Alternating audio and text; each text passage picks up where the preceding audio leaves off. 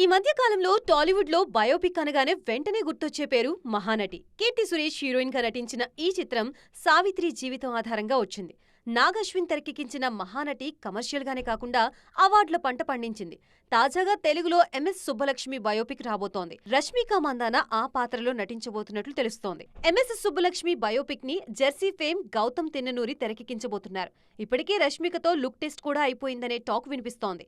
ఇక శ్రద్ధా కపూర్ హీరోయిన్ గా ప్రముఖ జానపద కళాకారిణి, డాన్సర్, తమాషా మహారాణిగా గుర్తింపు పొందిన వీతాబాయ్ నారాయణ్ గావకర్ బయోపిక్ రానుంది.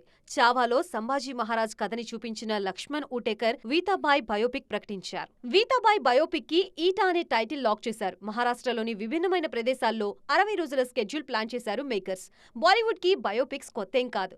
మేరీకోమ్ గా ప్రియాంక చోప్రా, మాఫియా క్వీన్ గంగూబాయిగా ఆలియా, జయలలితగా కంగనా రనౌత్ అద్భుతంగా నటించారు. ఇక డర్టీ పిక్చర్ లో సిల్క్ స్మితగా విద్యా బాలన్ నటనకి నేషనల్ అవార్డు వచ్చింది.